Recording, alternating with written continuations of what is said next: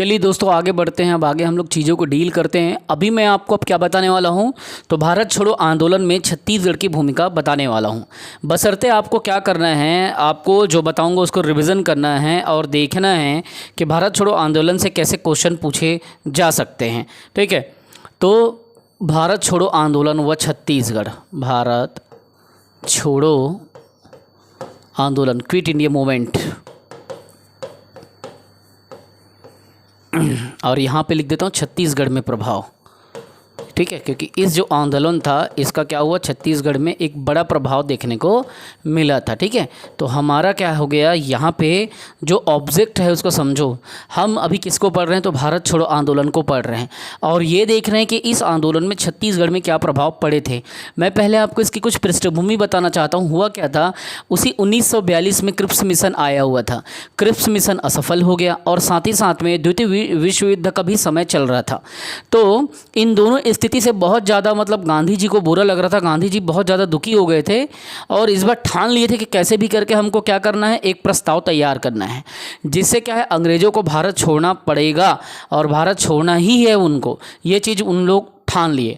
तो कांग्रेस की वर्धा में एक अधिवेशन हुआ और उस अधिवेशन में, वर्धा अधिवेशन के नाम से उसको जाना जाता है, तो वहाँ पे भारत छोड़ो आंदोलन के प्रस्ताव का समर्थन किया गया। ठीक है, तो हम यहाँ पे अब क्या करेंगे, थोड़ा सा आगे बढ़ेंगे। सबसे पहले ये जान लीजिए कि कहाँ पे समर्थन हुआ, तो वर्धा अधिवेशन में समर्थन हुआ।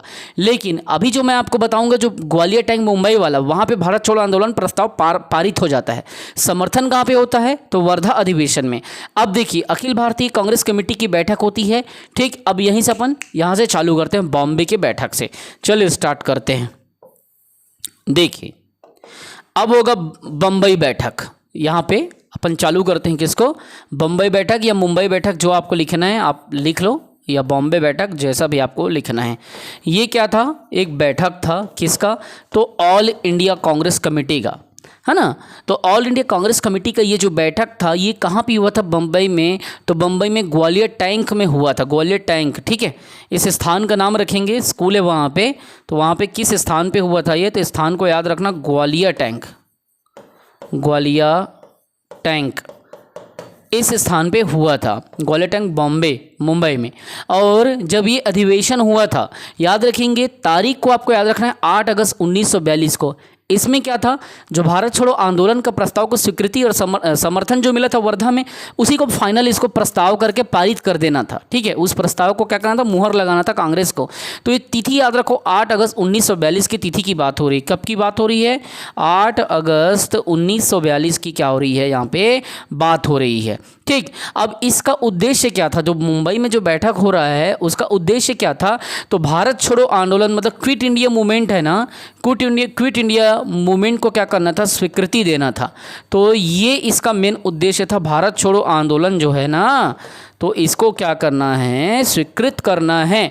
तो ये इसका उद्देश्य था, सबसे बड़ा उद्देश्य इसका यही था। ठीक है, तो इसलिए इस बैठक को रखा गया था। अब देखिए, इसी बैठक में जो बम्बई में बैठक हुआ, उसमें छत्तीसगढ़ से कुछ मेंबर शामिल हुए थे।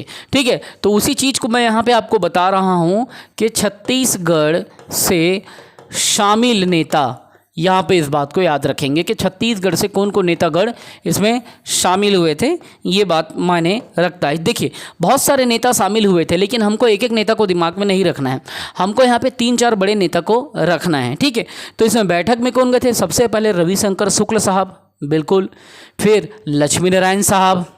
ठीक है, एक एक करके अपन यहाँ पे क्या करते हैं, देखिए, पहला पंडित रविशंकर शुक्ल शामिल थे। ठीक है, दूसरा महंत लक्ष्मी नारायण शामिल थे।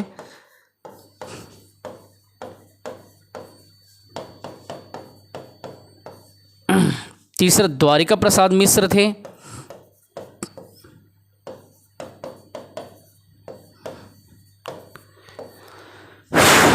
इसके साथ साथ में और कौन गए थे, तो इसमें कुंज बिहारी अग्निहोत्री और यति यतन लाल और छेदी लाल और घनश्याम से गुप्त 4 और थे। चाहो तो आप लिखो, नहीं चाहोगे तो कोई बात नहीं। कुंज बिहारी अग्निहोत्री, यति यतन लाल, यही सब मेन बड़े बड़े नेता हैं। बाकी नहीं भी लिखोगे आप, नहीं देखोगे तो भी कोई उतना फ़र्क नहीं पड़ेगा। मेनली तो यही नेता ही है जिनको आपको लिखना है, जिनको आपको जानना है। छेदीलाल, इसको TCL लिख देता हूँ सीधा, ठाकुर छेदीलाल। TCM मतलब क्या? ठाकुर छेदीलाल। ठीक है। कुंज बिहारी अग्निहोत्री और द्वारिका प्रसाद मिश्र, ठाकुर छेदीलाल, यति यतनलाल, घनश्याम सिंह गुप्त। ठीक। 7वां में यहाँ पे मैं डाल देता हूँ घनश्याम सिंह।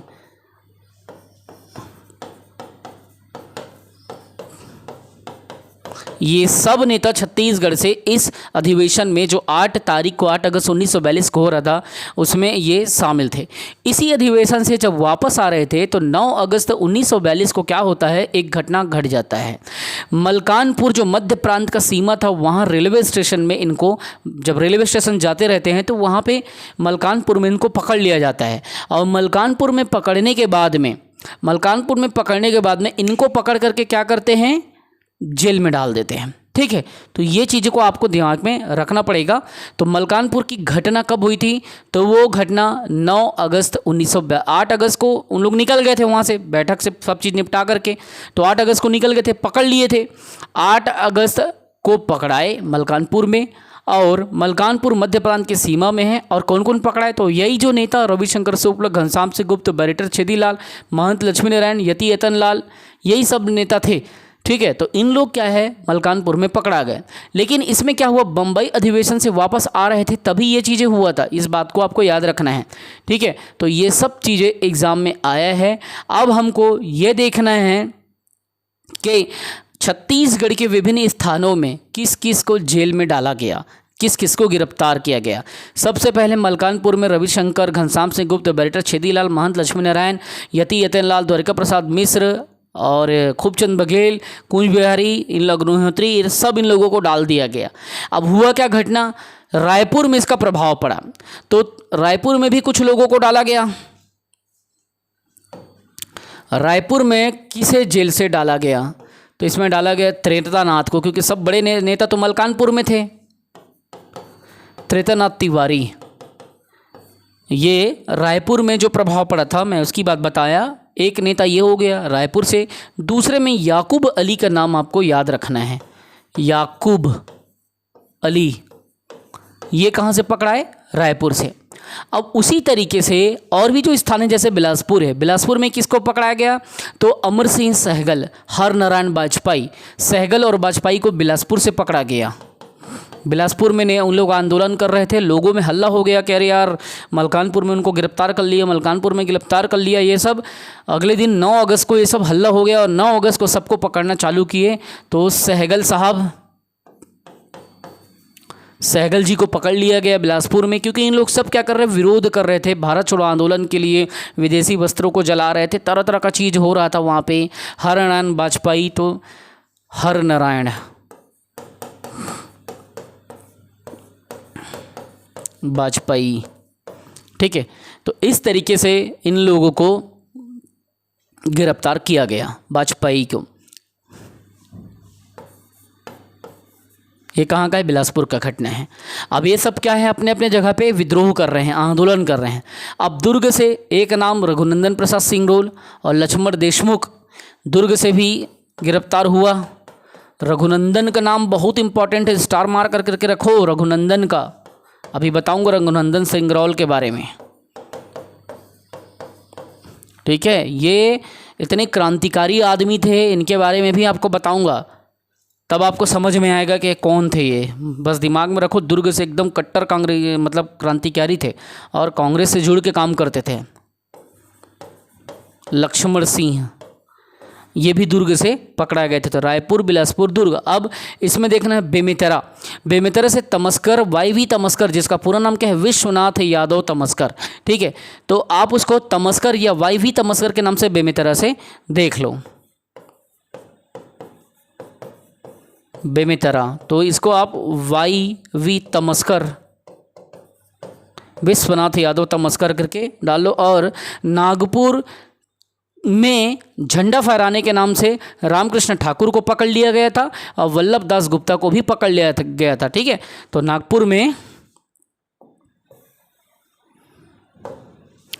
नागपुर में भी गिरफ्तार हुए छत्तीसगढ़ के से कौन?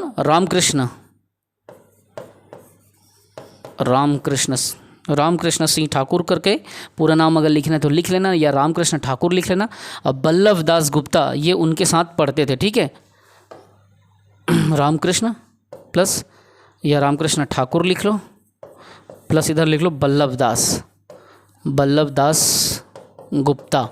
तो इनको क्या किया गया? इनको भी पकड़ लिया गया। तो इस तरीके से इनको पूरा इस आंदोलन के समय पे गिरफ्तार कर लिया गया। ये सभी को पूछा जाता है कि भाई जब भारत छोड़ो आंदोलन का दौर था तो किसे किन किन स्थानों से गिरफ्तार किया गया? रायपुर से त्रेतानाथ और याकूब अली, बिलासपुर से सहगल साहब और नाम रामनारायण वाजपेयी। अगर आपको पूरा नाम बिलासपुर का लिखना है तो अमर सिंह सहगल इसका नाम है, ठीक है। आप चाहोगे तो यहाँ पर अमर सिंह लिख देना, नहीं लिखोगे तो खाली सहगल में लिख देना। और दुर्ग से रघुनंदन सिगरौल और लक्ष्मण सिंह, बेमेतरा से YV तमस्कर और नागपुर से रामकृष्ण ठाकुर और बल्लभ दास गुप्ता, ये दोनों एक ही जगह के पढ़ते थे, इसीलिए एक साथ इन्होंने तिरंगा फहरा दिया था वहाँ पे नागपुर किले में, और इसीलिए इन लोगों को गिरफ्तार कर लिया गया था। तो इस तरीके से इसको समझना है आपको। इन सब के क्या होता है, जब इन सब को गिरफ्तार किया जाता है तो आंदोलन भड़क जाता है। लोग एकदम बड़े लेवल पे अब आंदोलन को क्या करेंगे, विभिन्न माध्यम से अब इसको जिंदा रखते हैं आंदोलन को, ठीक है। तो सबसे पहले हम लोग यहाँ पे देखते हैं, एक एक करके चलते हैं। रायपुर में एक क्या होता है, जुलूस निकलता है। रायपुर में जुलूस मतलब अपन क्या कर रहे हैं, एक एक करके देखेंगे कि क्या क्या प्रभाव पड़े थे, ठीक है। जब ये जुलूस निकाला गया तो ये किसके नेतृत्व में निकाला गया था, ये समझना है। रायपुर में जो जुलूस निकला था, रायपुर में विशाल जुलूस निकला था, और ये ठीक अगली सुबह 9 अगस्त की बात है। कब की बात है? 9 अगस्त 1942, जब भारत छोड़ो आंदोलन को गांधी जी ने एक स्वीकृति कर दिया। करो या मरो का जब नारा दिया, पूरा हर जगह गांधी जी की जय, ये वो, करो या मरो, डू या डाई, ये सब चल रहा था। अंग्रेजों भारत छोड़ो ये सब हल्ला हो रहा था।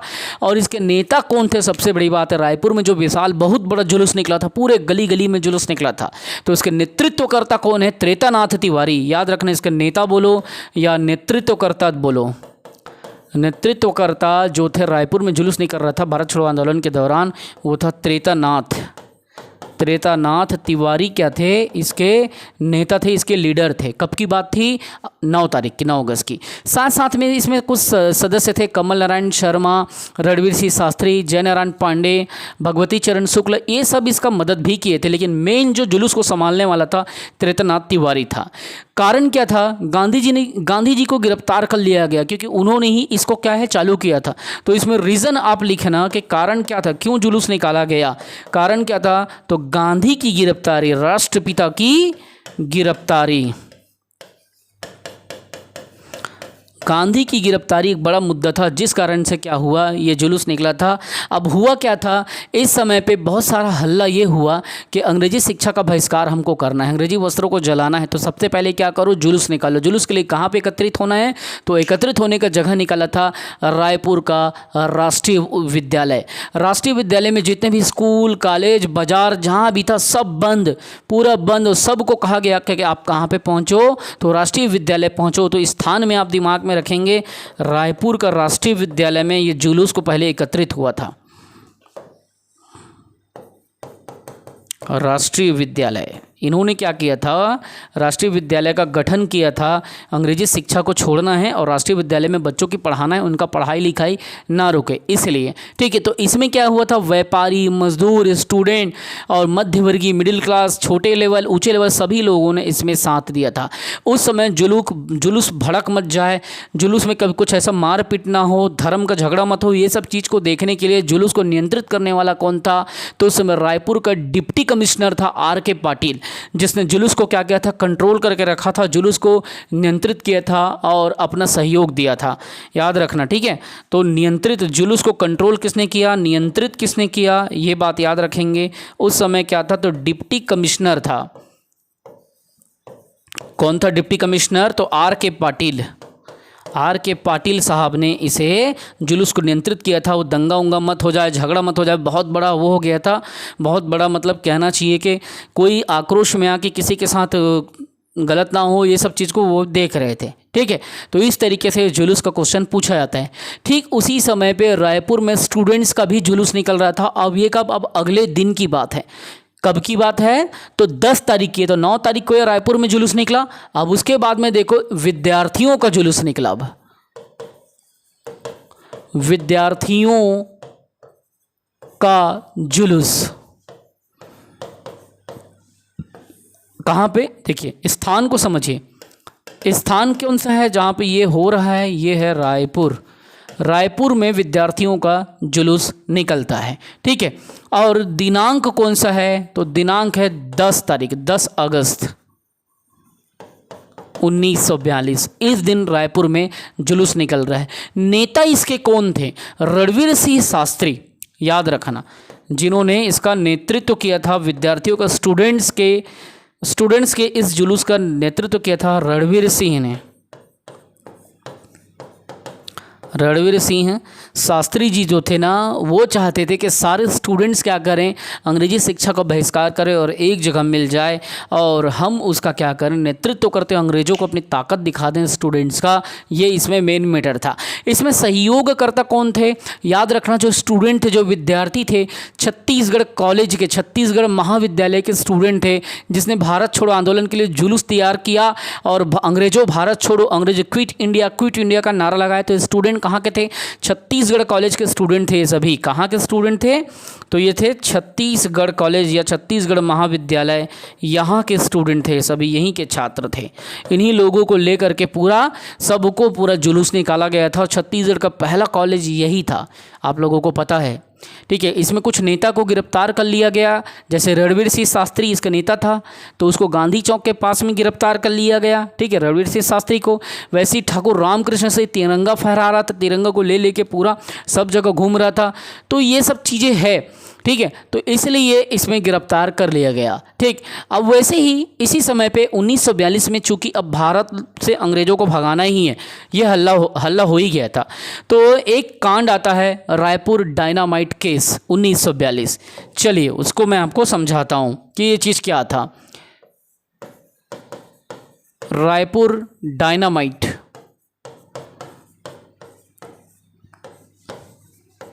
इसे रायपुर डायनामाइट केस भी कहते हैं, रायपुर डायनामाइट कांड भी कहते हैं। जो आपको कहना है आप कहिए, जो आपको लिखना है आप लिखिए। देखिए सबसे पहले तो आप ये जान लीजिए कि ये 1942 में घटना ये घटा था, और इस घटना के नेता कौन थे, इस चीज़ को जानिए। बिलख नारायण अग्रवाल क्या थे? इसके नेता थे, ठीक है। इन्होंने ही इस रायपुर डायनामाइट केस का क्या है, नेतृत्व संभाला था। हालांकि सहयोगी में मैं 5 से 6 नाम यहाँ पे बताऊंगा, आपको लिखूंगा नहीं, सहयोगी में आपको खुद इसको सुनना, नोट करना है। एक था ईश्वरी चरण शुक्ल, पहला। दूसरा था जयनारायण पांडे, 2 हो गए। तीसरा नागरदास बावरिया, 3 हो गया। चौथा सुधीर मुखर्जी का बहुत बड़ा योगदान था, याद रखना। फिर नारायण दास राठौर, 5वां। और 6वां में था गोपाल यदू। ये 6 लोग थे जिसने रायपुर डायनामाइट केस में मदद किया था। रायपुर डायनामाइट क्या था? राष्ट्रीय नेताओं को जेल से निकालने के लिए डायनामाइट बनाते थे। ये जो नेशनल जो लीडर होते थे उनको जेल से निकालने के लिए डायनामाइट बनाते थे, है ना, और जेल से निकालने की योजना बनाते थे। हालांकि ये क्या था, एक असफल रहा। इसलिए असफल रहा क्योंकि इनके पास पर्याप्त मात्रा में डायनामाइट भी नहीं था, पर्याप्त मात्रा में बारूद भी नहीं था, और जो भी करते थे थोड़ा सा सीमित संसाधन में करते थे। इसीलिए क्या था, ये असफल हो गया। ये रायपुर जेल का जो पीछे का दीवार था उसको डायनामाइट से उड़ाने की कोशिश कर रहे थे। किसने? तो बिलख नारायण अग्रवाल ने अपने साथियों के साथ। साथी कौन? ईश्वरी चरण शुक्ल, जयनारायण पांडे, नागरदास बावरिया और सुधीर मुखर्जी और नारायण दास राठौर और गोपाल यदू। तो ये सब के सहयोग से ये जेल को, है ना, जेल से निकालने का प्रयोग करते। इसका प्रयास असफल रहा। इन्होंने रायपुर के जो सेंट्रल जेल है, जेल के पीछे वाली दीवार को ये तोड़ने का ये कोशिश किए थे, लेकिन इससे हुआ कुछ नहीं। डायनामाइट से थोड़ा सा बस दीवार ने हल्का सा मतलब ब्रेक हुआ हल्का सा, लेकिन दीवार ब्लास्ट नहीं हो पाया और ये कामयाबी हासिल नहीं कर पाए। क्यों नहीं कर पाए? हो जाता, लेकिन कामयाबी नहीं मिलने के पीछे कारण था एक, इन्हीं के बीच में एक और इनका मित्र था अविनाश संग्राम। वो क्या है, मुखबिर था। उन्होंने जाके अंग्रेज को बता दिया जैसे दीवार ब्रेक होगा लात से मार के तोड़ेंगे, ऐसा करके। तो मुखबिर को आप याद रखो, हर जगह क्या होता है, जयचंद कोई ना कोई बैठे रहते हैं ना, इसीलिए। तो मुखबिर कौन थे, तो अविनाश संग्राम इसका नाम था, और इन्होंने अंग्रेज़ों से इनाम लेकर के इसको पकड़वाने का प्रयास किया। ठीक है, परिणाम ये हुआ कि विस्फोट तो हुआ नहीं, और ये सब मतलब कहना चाहिए कि अपने इस प्रयास में असफल रहे। लेकिन एक बात याद रखना कि बम बनाने का ट्रेनिंग किसने दिया था बिलख नारायण अग्रवाल को, तो सुधीर मुखर्जी ने दिया था। ठीक है, बम बनाने का ट्रेनिंग याद रखेंगे आप, बम बनाने का ट्रेनिंग किसने दिया, तो सुधीर दादा ने दिया था, सुधीर मुखर्जी। कोई ना कोई हो ही जाता है जो हमारे क्रांतिकारी में ऐसे होते हैं जो ट्रेनिंग वगैरह दे करके यारी दोस्ती निभा देते हैं अपनी मातृभूमि के लिए। ठीक है, तो यही सब चीज़ों को देखना है। और इसमें जो मैं गोपाल यदु बताया, तो गोपाल यदु क्या है, हिंदुस्तानी लाल सेना नाम के क्रांतिकारी संगठन से जुड़े थे। और याद रखना, इस संगठन के हिंदुस्तानी लाल सेना जो संगठन थे उसके संस्थापक कौन थे, तो मदन लाल बागड़ी थे, याद रखने हैं आपको। और इसी दौरान 1942 में क्या एक पत्रिका चला था भारत छोड़ो आंदोलन के दौरान पे, जिसे कहा जाता था अग्रदूत पत्रिका, रायपुर से निकलता था। लेकिन अग्रदूत के संचालक कौन थे, मतलब किसने इसको संपादन कराया था, केशव प्रसाद वर्मा, KP वर्मा। अग्रदूत है ना, ये रायपुर से निकलता था, और केशव प्रसाद को इसका श्रेय जाता था, केशव प्रसाद वर्मा। याद रखना 1942 भारत छोड़ो आंदोलन के दौर पे था, क्विट इंडिया मूवमेंट के समय पे ये चीज़ चल रहा था। तो इस तरीके से ये सारी चीज़ों को आपको देखना है। अब आगे की क्लास हम लोग कल करेंगे, और 1 या 2 दिन में पूरा छत्तीसगढ़, 2 दिन में कोशिश करेंगे 1 दिन में छत्तीसगढ़ का पूरा इतिहास हम क्या करेंगे, ख़त्म कर देंगे। ठीक है, फिर उसके बाद में हम लोग आगे अपना बढ़ेंगे। जय हिंद, वंदे मातरम, इतना सबको आपको रिवीजन करना है। ठीक है बेटा।